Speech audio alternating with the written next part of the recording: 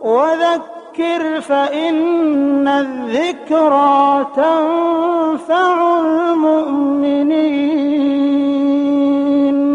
پس اے نبی ان سے رخ پھیر لو، تم پر کچھ ملامت نہیں، البتہ نصیحت کرتے رہو، کیونکہ نصیحت ایمان لانے والوں کے لیے نافع ہے۔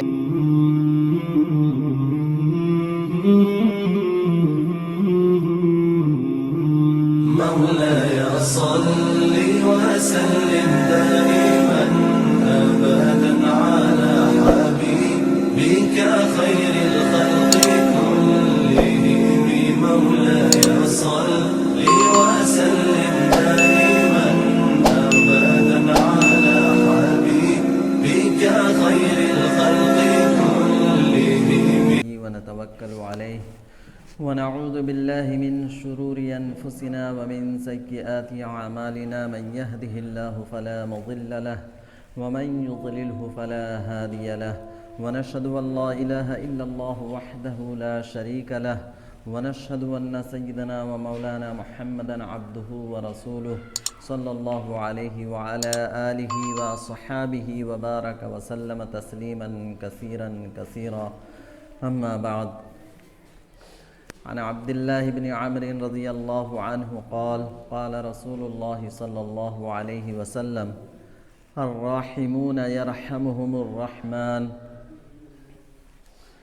ارحموا من في الأرض يرحمكم من في السماء، الرحم شجنة من الرحمن، فمن وصلها وصله الله ومن قطعها قطعه الله، أو كما قال عليه الصلاة والتسليم۔ معزز سامعین، بزرگوں اور میرے عزیز ساتھیوں، میں نے یہ عرض کیا تھا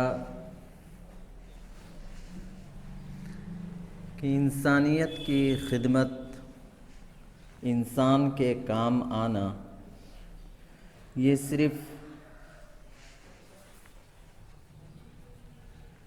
دنیا ہی میں ایک بہترین اور اعلیٰ اخلاق نہیں، بلکہ یہ ایک ہمارا مذہبی فریضہ، مذہبی ذمہ داری بھی ہے۔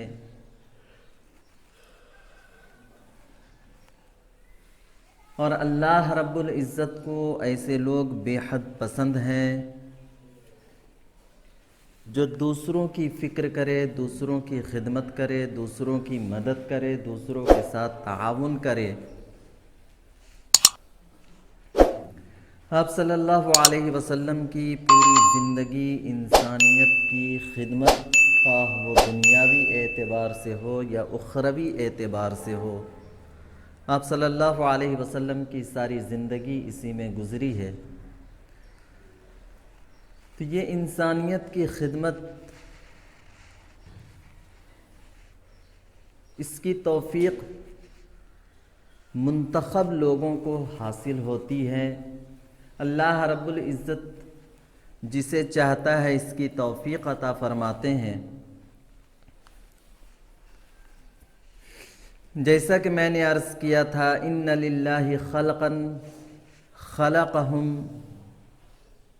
لحوائج الناس، اللہ رب العزت کی ایک منتخب مخلوق ہے جو لوگوں کی خدمت کرتی ہے۔ یفزع الناس لحوائجہم، لوگ ان کی طرف جو ہے اپنی ضرورتوں کے وقت میں ان کی طرف آتے ہیں، اپنی حاجت ان کے سامنے پیش کرتے ہیں، اور ان کے بارے میں اللہ رب العزت نے فرمایا اولئک الآمنون من عذاب اللہ، کہ یہ اللہ کے عذاب سے مامون ہوں گے، اللہ کے عذاب سے محفوظ ہوں گے۔ تو یہ خدمت خلق اللہ رب العزت کی جانب سے ایک بہترین تحفہ ہے۔ اللہ کے نبی صلی اللہ علیہ وسلم کو ابھی نبوت ملی نہیں ہے، نبوت سے قبل آپ صلی اللہ علیہ وسلم کی جو شخصیت اور آپ صلی اللہ علیہ وسلم کا جو تعارف مکہ کے اندر مشہور تھا، آپ صلی اللہ علیہ وسلم خدمت کرنے والوں میں سے تھے، اور اسی حیثیت سے پورا مکہ آپ کو جانتا تھا، پہچانتا تھا۔ آپ کے اخلاق کریمانہ کا پورا مکہ جو ہے معترف تھا۔ جب آپ صلی اللہ علیہ وسلم پر پہلی وحی نازل ہوئی، جبرائیل امین پہلی وحی لے کر نازل ہوئے، آپ صلی اللہ علیہ وسلم پر یہ پہلا واقعہ وحی کا جب ہوا، آپ صلی اللہ علیہ وسلم کے اندر گھبراہٹ طاری ہو گئی، اور آپ صلی اللہ علیہ وسلم گھر تشریف لائے۔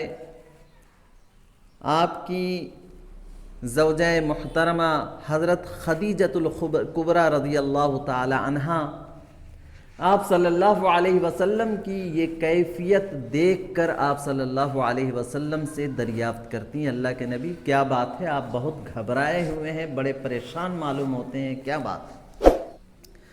اللہ کے نبی صلی اللہ علیہ وسلم نے فرمایا کہ میرے ساتھ اس طرح کے واقعات، اس طرح کا واقعہ میرے ساتھ پیش آیا ہے کہ جبرائیل امین تشریف لائے اور مجھ سے جو ہے مجھ پر وحی کا نزول ہوا ہے، اور مجھے بڑی گھبراہٹ ہو رہی ہے، اور مجھے یوں محسوس ہو رہا ہے کہ میں ضائع ہو جاؤں گا اور میں اس دنیا سے چلا جاؤں گا۔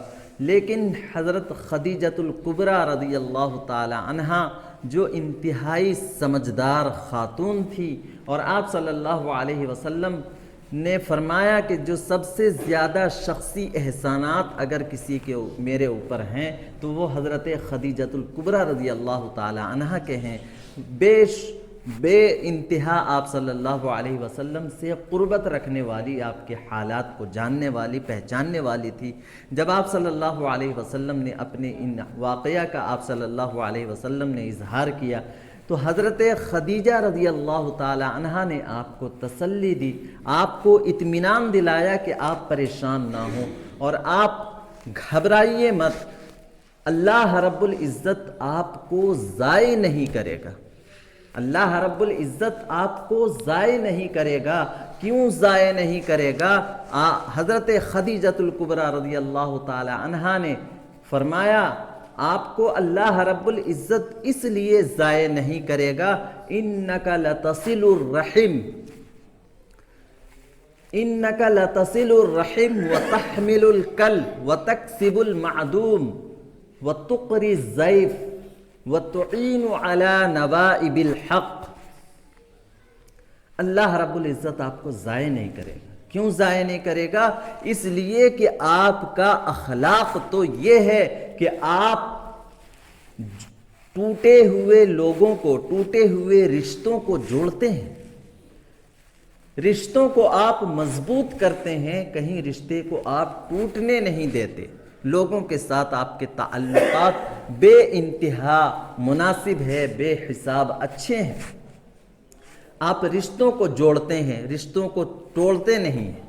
ایک خصلت آپ صلی اللہ علیہ وسلم کی یہ بیان فرمائی، وَتَحْمِلُ الْكَلْ، اور جو کمزور ہیں، ضعیف ہیں، ایسے لوگوں کا بوجھ آپ اٹھانے والے ہیں۔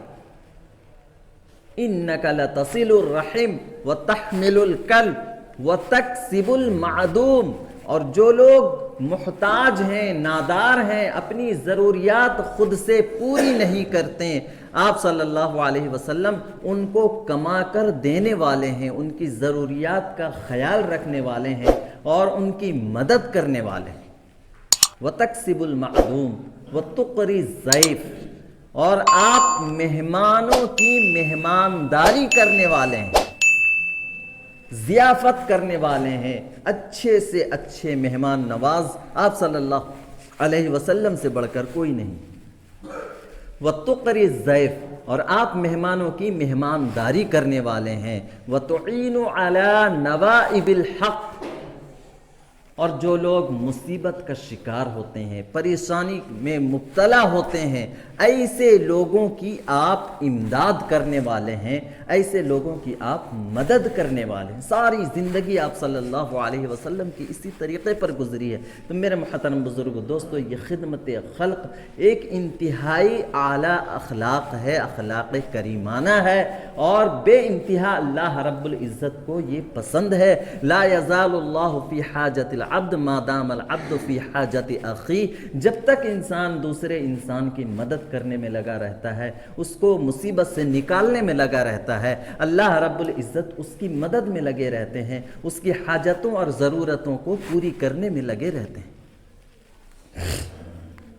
تو یہ اوصاف اللہ کے رسول صلی اللہ علیہ وسلم کی نبوت سے پہلے حضرت خدیجۃ الکبریٰ رضی اللہ تعالی عنہا بیان فرماتی ہیں کہ آپ تو ان خصائل کے حامل ہیں، ان عادات کے آپ مالک ہیں، یہ اچھے اخلاق، یہ اچھے کریمانہ اخلاق آپ کے اندر موجود ہیں، اور جس کے اندر ایسی اخلاق ہوں اور ایسی خصائل ہوں، ایسی خصوصیت ہو، اللہ رب العزت اس کو ضائع نہیں کر سکتا۔ دین اسلام کے اندر یہ تعلیم موجود ہے اور اللہ کو یہ بے انتہا پسند ہے۔ اسی لیے آپ نے واقعات سنے ہوں گے کہ اگر ایک عورت، ایک بدکار عورت جو ہر وقت اللہ کی نافرمانی میں لگی رہتی ہے، لیکن ایک پیاسے کتے کو اس نے اپنے موزے سے جو ہے پانی پلا دیا، اس کی جان بچا لی، اللہ رب العزت نے اس کے بدلے میں اس کو جنت میں داخلہ نصیب فرما دیا۔ اور ایک عورت انتہائی نیک اور اللہ کی فرما برداری کرنے والی، لیکن جانوروں کے ساتھ اس کا سلوک اچھا نہیں، بلی پالی، بلی کو جو ہے کھانے کو دیتی ہے، نہ پینے کو دیتی ہے، اس کا خیال نہیں رکھتی ہے اور اس پر ظلم کرتی ہے، ایسی عورت اس عمل کی وجہ سے جہنم کی مستحق قرار پائی۔ یہ تو دین اسلام ہے جو جانوروں کے ساتھ بھی اچھے سلوک کو روا رکھنے کی تاکید کرتا ہے، کہ جانوروں کے ساتھ بھی اچھا سلوک اختیار کرو، جانوروں کا خیال رکھو، اس کے کھانے کا، پینے کا، اور اس کے جو ہے رہنے سہنے کا، اور اس کے ہر طرح سے جو ہے حفاظت کرو، اس کا خیال رکھو۔ اس کی تاکید اسلام کرتا ہے۔ جو جانوروں سے اچھے سلوک کی تاکید کرتا ہو، وہ انسانوں کے معاملے میں کتنا حساس ہو سکتا ہے۔